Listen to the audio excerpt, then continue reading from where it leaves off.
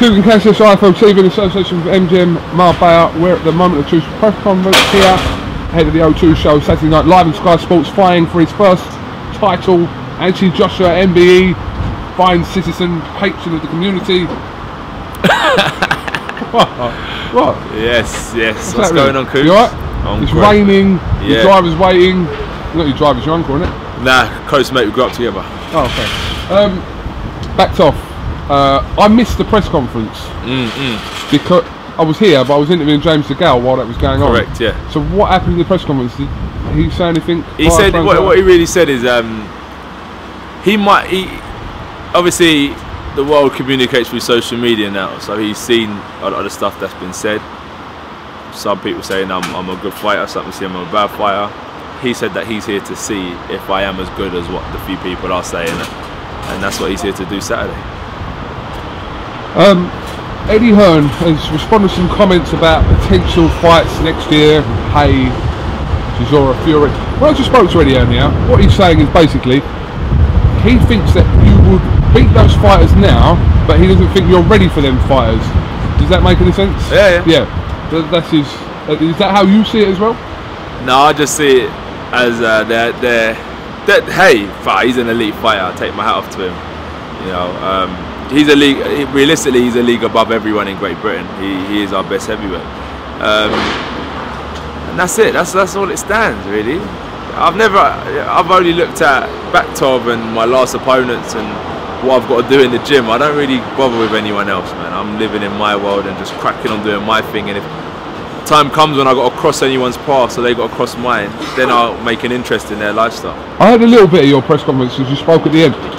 You're saying about in your 8 fights so far, there's kind of like the levels of people you're fighting within your first 3 fights, move it up a bit to your next 4, 5, 6, 7, 8, blah blah blah. Yeah. But after you've beaten Baktov, if you beat Baktov, you're then moving into another level of bracket of opponents. Yeah. Agree with that? Yeah, I'm not going to say like it's not a leap, but it's a step. Do you know what I mean? And I think what I need to do is keep on maintaining around this level, making small steps. Because these are the type of guys, you look at Baktov, just look at his face. He's tough, he's got war wounds, do you know what I mean? And these guys aren't there to get knocked over. They throw in a little WBC international belt as well, make it that bit more exciting, give it more reason. And this is what we're going for now. And Baktov is the first of phase 2. We're in year 2 now. Baktov is the first. So you can kind of see the level of opponents I'm going to be competing with as year 2 goes on. You saw in year 1, I started off with Emmanuel Leo, and then the end of year 1, I'm now at Baktov WBC International. So if you can gauge year 2, we're starting off with Dennis Baktov, where we'll be at the end of 2015. It will get tougher for sure. Obviously, there's a fight with Michael Sprott on the 22nd as well. So that's kind of that phase, isn't it? Yeah, like I haven't studied Sprott. I've looked at Sprott as like times when I was fighting Skelton and stuff. I come across Sprott. I've looked at Sprott growing up when I was boxing, when I was 18 and stuff. Great fighter, experienced, and yeah, I can't look too far on, but I think that'll be a great contest. Watch what Eddie Hearn does next year. He'll have 6 opponents lined up for you in a row. He'll be like, after you beat this one, then you'll fight him, then you'll fight him. Do you know what? I respect that because it shows how much confidence he's got in me. You remember, right? Pressure? No, I don't deal with the pressure. I don't deal with pressure. Eddie Hearn's in the gym. He comes to the gym so often. He's really enthusiastic about what he does. He comes to the gym so often and he sees the work ethic. He sees the sparring, and he's gauged like from year 1. Now we're going into year 2. He's kind of seen the progression. So I think with him, he just like, you know what? This kid's got something, you know, and I believe in him, and I respect him for that.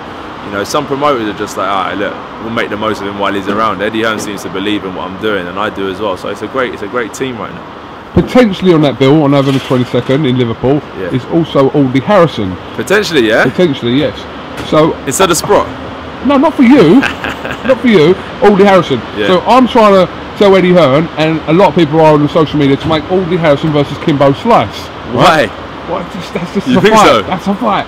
That's a fight. Yeah. Do you think you don't want Shannon Briggs, does he? I don't know. Shannon Briggs don't want Audley, does he? No, but if Audley fights, Eddie reckons it probably won't be Kimbo Slice, but we'll see what happens. I don't reckon it'll be Kimbo Slice. But if he gets a good win under his belt, I think that's good. Back in the mix for you? I believe so. Yeah, I think get a few good wins. 1, 2. I think that's a real good indication that Audley is back. He is firing, because you can't just disappear. Even what Hayes done, he's had an injury, he's disappeared. He understands. All right, what he's going to do is come back.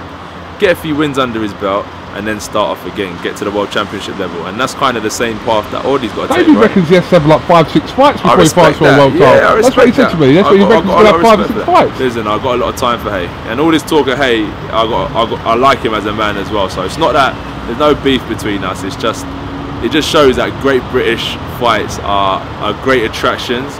If I keep on progressing and I become more talented and I become better, David Hay's a great fighter. It'll be massive, and that's kind of what people are saying. Alright, listen, your people are waiting. The black card, the black boot, we'll have to throw you in there. We'll have to throw you in there. Take us in there, take us a little tour.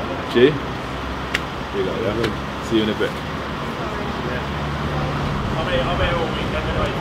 Right. With the boys. Hey! What's happening? What are you doing? I don't want to get in there. Get him in the run! Get him in! No, what are you doing? What are you doing? You got any lights in here? Yeah. We need the pin code to the iPhone bank account. We see you got Moncler jackets, Moncler shirts. Shit. Back in the day it was all box fit. What's going on, Coogan? We're still wearing box fit. What's going on, Look, Coogan? you can't intimidate me just because you're a professional athlete. You can't intimidate me. Get me the 5 bottle litre of water. Get me the bottle of water and a towel. What are you doing? How do you know about that shit? What do you know about that water tools and shit? Shit. Get me the bottle of water and a listen, towel. no, seriously, I'm worried now because like I've left all my stuff up there and everything. No, I'm joking, bro. Always a pleasure, yeah? Right, listen, Andy and Joshua, thanks for talking to iFull TV. My main cameraman. My man in the front there. Oh, you don't want to be seen? No problem. Alright. Well, can you open the door or not? Right. Look after yourself. Right.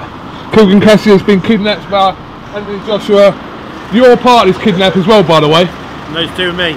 See you later on. See you later.